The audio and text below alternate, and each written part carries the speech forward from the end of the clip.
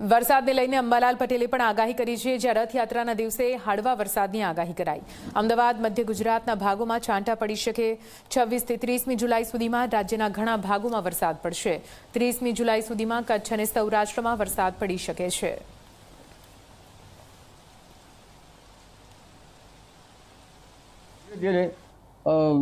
ઉપલા લેવલે ભેજ આવશે અને નીચલા લેવલનો ભેજ પણ આવશે, એટલે કઈ સિસ્ટમો બનતી જશે।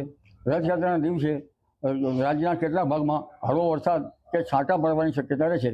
અમદાવાદમાં પણ ત્યાં છાંટા પડવાની શક્યતા રહેશે અને સમય સાંજની રાજ્યના કેટલાક ભાગમાં અલ્પ ભાગોમાં વીજળી પણ થવાની શક્યતા રહેશે। 22મી જુલાઈથી 30 જુલાઈ સુધીમાં રાજ્યના ઘણા ભાગોમાં વરસાદ થવાની શક્યતા રહેશે। મુંબઈ મહારાષ્ટ્રના ભાગોમાં તો 24, 25, 26 જુલાઈમાં વરસાદ થવાની શક્યતા છે। આ અરસામાં દક્ષિણ ગુજરાતના ભાગોમાં પણ વરસાદ થવાની શક્યતા રહેશે। કેટલાક ભાગમાં ભારે વરસાદ થઈ શકે। જ્યાં વરસાદની અત્યારે ખેંચ છે તેવા ભાગોમાં પણ કંઈક વરસાદી ઝાપટા પડી શકે। દક્ષિણ સૌરાષ્ટ્રના ભાગો,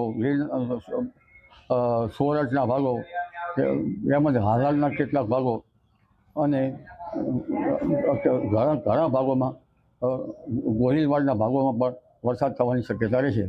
ઉત્તર સૌરાષ્ટ્રના ભાગોમાં પણ વરસાદ થવાની શક્યતા રહેશે। કચ્છના ભાગોમાં કેટલાક ભાગોમાં પણ વરસાદ થવાની શક્યતા રહેશે। પશ્ચિમ સૌરાષ્ટ્રના કેટલાક ભાગોમાં વરસાદ થવાની શક્યતા રહેશે। ઓગસ્ટની શરૂઆતમાં અણધાર્યો વરસાદ થવાની શક્યતા રહેશે।